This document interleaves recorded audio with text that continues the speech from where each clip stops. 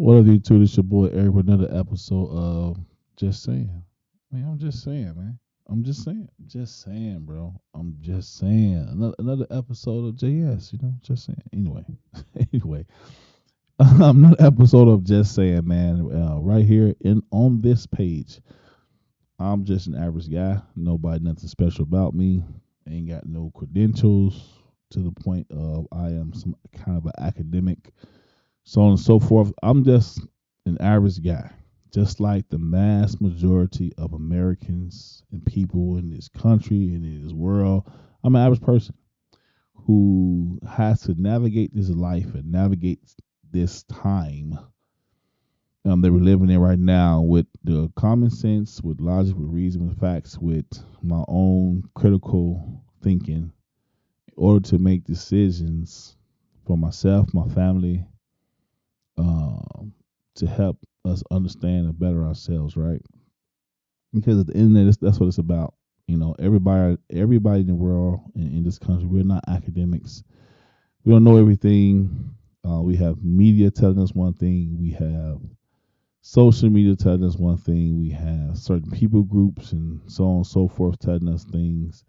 And we have to be able to gather all this information and come to the truth. I don't lean on the side of subjective truth is just objective. That makes no sense. I lean on the side of there's truths and there's not truths. There's none truth, or whatever you want to call it. I'm a Christian man who believes in God and God alone, the Christian God and the Christian God alone. I believe there is no other God other than the Christian God. I believe there's no other way to heaven other through the acceptance of Jesus the Christ through repentance. I believe that Christianity is the one true religion. But today, with all that being said, there's a video, not a video, but there's quite a few videos. Matter of fact, there's a character. There's a guy, not a character, but there's a guy out here.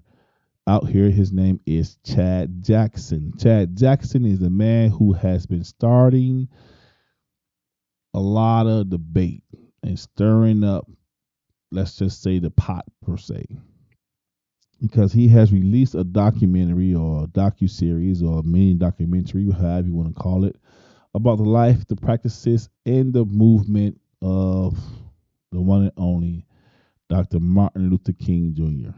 Now, Chad Jackson has painted Martin Luther King in a negative light for the most part. And a lot of our black figures or black celebrities or black thinkers or black civil rights leaders, I guess you can call them, are pushing back. Not all of them. I don't know if all of them know about him, but I'm pretty sure everybody's aware of him because word do move fast. But there are some figures out here who's pushing back on Chad Jackson. Now, I will give my thoughts on these things on Chad Jackson, and I give my thoughts on the pushback. But I mean, let's get into the video and let's see what they're talking about, and let's see what he's talking about, and then let's give you my thoughts. Again, this is your boy Chad Jackson in an interview. Now, I don't know if this interview is in the docu-series or documentary, or if this is just an interview he's doing to promote his work. But let's see what he got to say. Let's rock out. Luther King versus Malcolm X. If one of them had to be a symbol for black Americans or for America today, Malcolm or Martin? I would put Malcolm in a very slight first, but I reject both of them. I reject the Nation of Islam that Malcolm represented, and I reject the social gospel that King represented. Yes, it's true that Malcolm X was more focused on building up your communities, stop begging white people to get into their Closer places. to Booker T. Right, he was much closer to Booker T. Yeah. However, there's a third person that nobody recognizes, and we'll talk about this in the film as well. You didn't see this part, but Joseph H. Jackson. Joseph H. Jackson was born in 1900, which would have made him 15 years old when Booker T. Washington died, and he died the same year that I was born in 1990. So he lived a very long life. During the Montgomery bus boycott, he initially thought that this was a good thing. So he offered to donate some buses to Martin Luther King. Martin Luther King said, no, we're not interested in the buses. King was more interested in using the boycott as a jump off point for what he was really trying to do, which was pass legislation to implement some degree of socialism into America. That's what he was really interested in. He wasn't interested in this kind of build up your communities and pull up your own bootstraps. In fact, he besmirched the pull up your bootstraps philosophy. Hey, how can a bootless man lift up himself by his own bootstraps, said MLK. Bootstraps, and many Negroes, by the thousands and millions, have been left bootless. Joseph H. Jackson, he was the president of the National Baptist Convention, which was the largest Negro church convention in the world. He was a student of Booker T. Washington, to be sure, but he was also a proponent of the biblical gospel. He believed that the Bible was the inerrant word of God. He followed the Booker T. Washington program in that when white people don't let you into their spaces, don't fret it.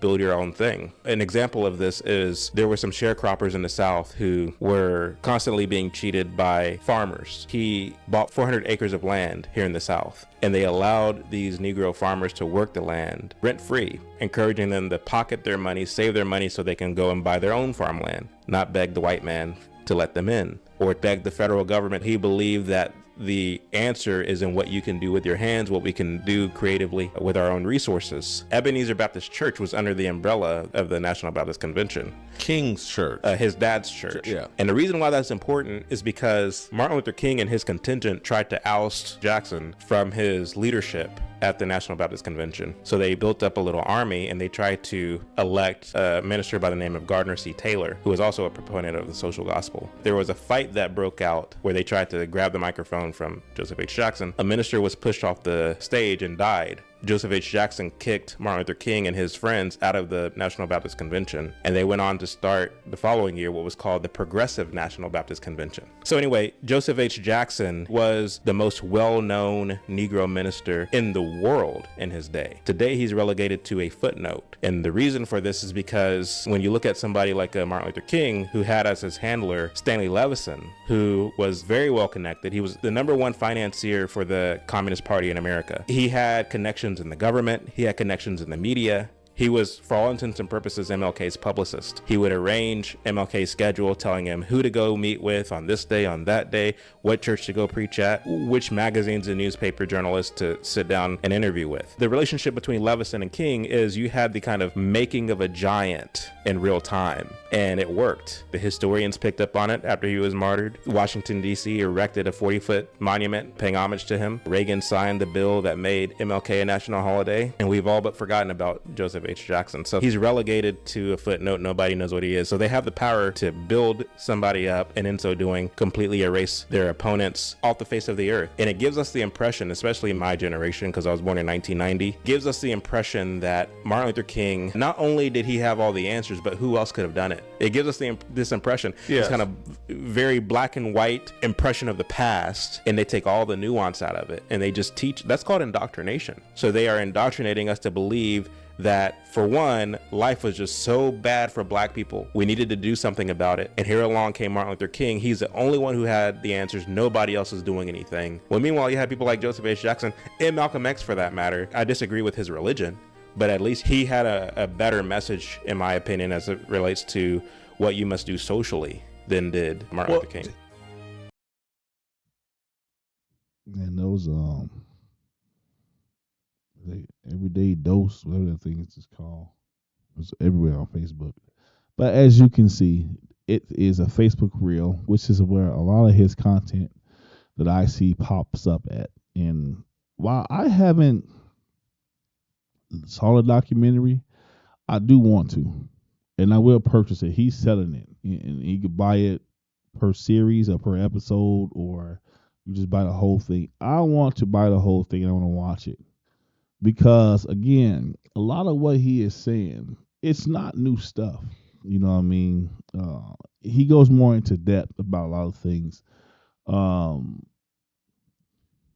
thoughts on this whole Martin Luther King thing that's going on. Now, again, if anybody who knows me knows that I love history. Not only do I like history, I also like old things. I don't know, man. I feel like that's me, man. And I love researching stuff.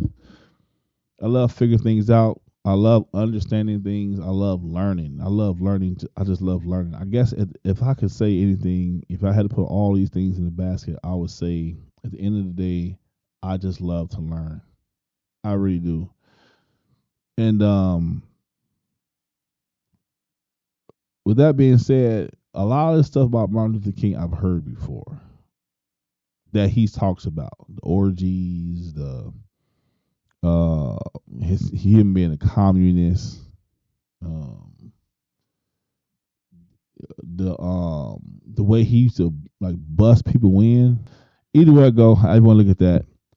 There's a lot of things about, but that he talks about in his documentary that is also controversial about Martin Luther King, like the orgies, like cheating on his wife, and his beliefs. He wasn't a Christian. I mean, Martin Luther King said he wasn't a Christian. The book he wrote, I didn't read the book, but I kind of watched some people talk about the book, and in the book they say he stated he didn't believe that Jesus Christ was the Son of God. A lot of the core tenets, a lot of the things that's non-negotiable in the Christian faith, Martin Luther King did not believe in. Anyway, my thoughts on people giving this man pushback, Chad Jackson pushback. I don't see why. If it's the truth, it's the truth. I would never understand why people have this mindset of, even if it's the truth, so what? Don't talk about them. You're gonna make them look bad. Like, nah, I want to know the truth. What is the truth behind this man, Martin Luther King? What did he really believe? Because if we're saying he's a Christian, but yet he wasn't a Christian, how is that okay? If we're saying he was a Christian preacher or a Christian minister, but yet he wasn't, how is that okay? Is it okay because he's a black man and he did some things, you know what I'm saying? But there's a lot. I mean, he worked with the president. He worked with the government. He was more so trying to push this communist worldview on America, which is what his goal was through civil rights, through the civil rights movement. You know, the civil rights movement was just a catalyst for him creating a socialist country. The end goal was for the country to be a socialist country. And you can get a little bit more deep into that and how that's wrong, and how, like, what was Martin Luther King's true and real motives here. We could talk about that. Sorry about that. My laptop was about to die. I had to plug it up. But anyway, you could talk about that. I think that's important. Anyway, I think it's important to get into the weeds, into the thick of that, and that's what I want to do. You know, I don't hold an allegiance to anybody but God, and that's it. Any man on earth, like, I'm not perfect. Nobody's perfect. I'm not saying Martin Luther King was inherently a bad person and we should just hate this man and so on and so forth. But what I am saying is that the truth is the truth. And I don't believe in giving accolades to a person that they don't deserve. You know what I mean? But that's a big deal. And again, the release of his files kind of affirming. It's just like the Kennedy files. Like, nobody's talking about it because everybody is so concerned with Trump and so on and so forth. But these are historical files that has been released, files that people have been asking for decades, and now they're finally been released and nobody's talking about it. Like, and the Kennedy files, like, there was a second shooter. They like it, from what I've heard, and I mean, don't take my word for it, but from what I've heard, he wasn't acting alone. And that's all the things that people were speculating about were actually true. None of the files came out. And so, but nobody's talking about these things. And the same thing with Martin Luther King. I don't think this man deserves any pushback. If he's revealing the truth, even if the truth is negative, we should learn how to accept it and take it and put it in and put it where it's supposed to be. You know, according to the truth, we should be able to put it in its proper perspective, right? Instead of demonizing people for coming out with the truth. Because if we come out with truths about Trump, then everybody gonna run with it. If we come out with any truth about any white person who's a historical figure, we're gonna say, see, look, we told you white man this, white man bad. But if it's a black person, they're hands off. Even if it's true, hands off. So what? Who cares? I don't rock like that, man. I hold everybody, every human being, regardless of your skin color, to the same standard. I don't hold one above the other. I don't see the reason why, especially in today's age. And not only that, if we've been taught a lie, like why should we not know the truth?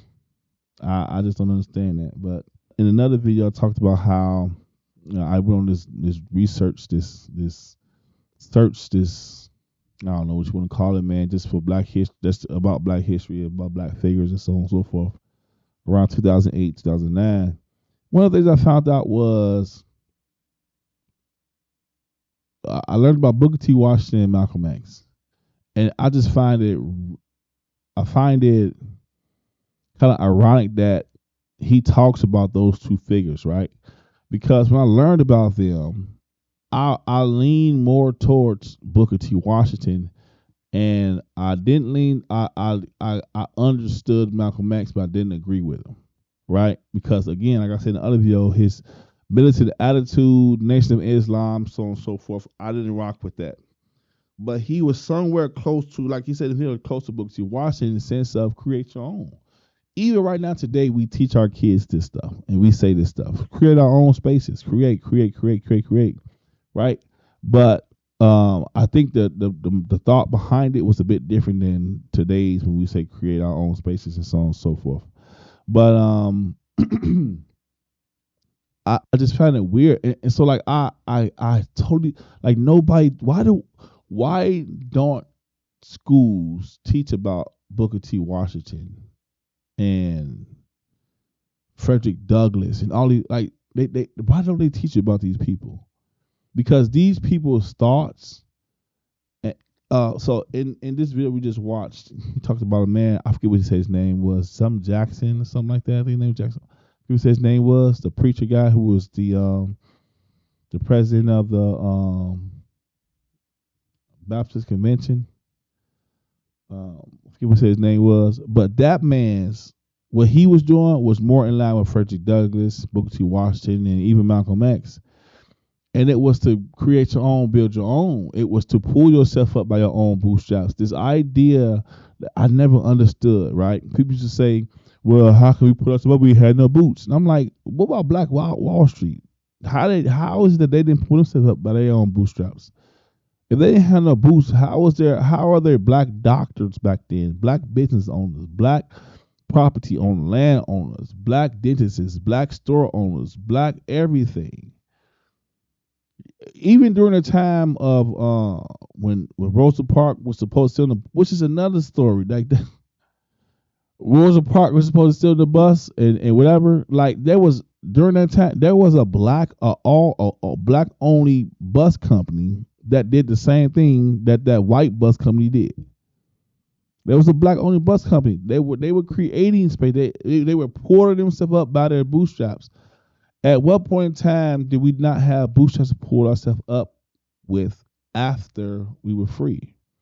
I'm not saying that black folks didn't suffer, right? Because that's what's going to end up happening with people like who talks the way I do. We're demonized as if we hate black people, as if we're saying that slavery didn't happen or something. Like, no, those were horrific times. Those things happened. Black people was murdered, mistreated, killed. They was treated. I don't know if the YouTube algorithm will let me say this, but I don't care. But they were mistreated. They was treated horribly. And history has it. There are pictures, there's photos, there's newspaper articles about the horrific thing that black people went through in America. And I'm not downplaying those things. Those are terrible. But what I am talking about and what I am focusing on is the how can, right? And I'm just saying, right? I'm just saying, how could you say we didn't have boots to pull ourselves up by when there were black doctors, when there were black business owners and entrepreneurs? Now, I hear what you're saying. But yeah, every time a black person did something, they just knocked it back down. That's true. That's historical. That did happen. But we did it. But we did it. And another thing people talk about is after Black Wall Street happened, did those businesses recover? Look that up. Did those businesses recover? Did they reopen? Look that up. I don't know. Just look it up and see. Nobody talks about what happened afterwards. You know what I'm saying? But again, how could you say we didn't have a boost to put ourselves up by when look at him? Look at Martin Luther King. Look at his life. Like look at his lifestyle. Look at what he had. How did he get that stuff? If he couldn't get it.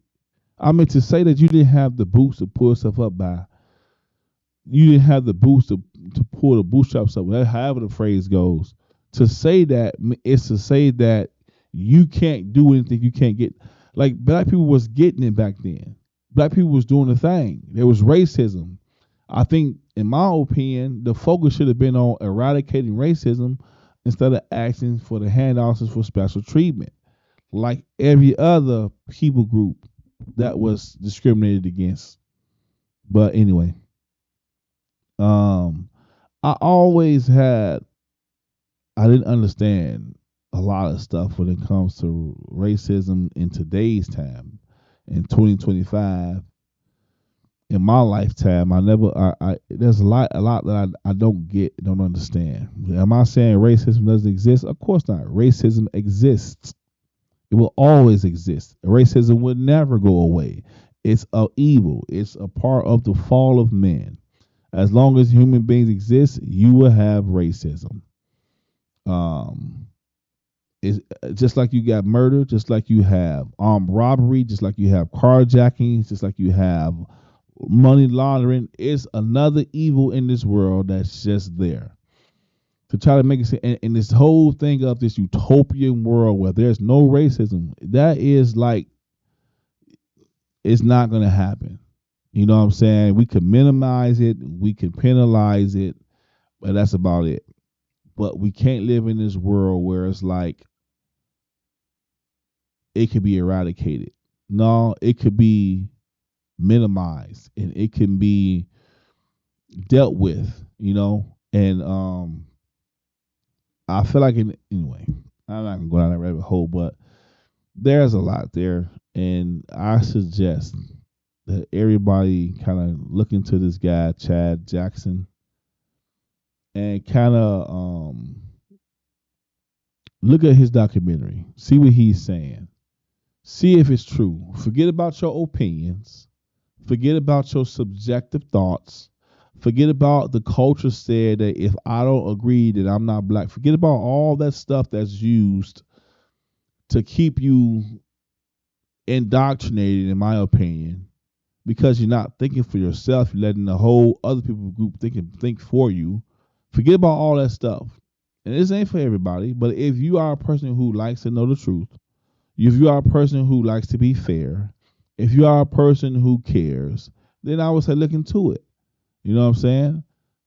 And if you are a person who doesn't care, if you are a person who is following you at, then don't criticize another person for what they're saying.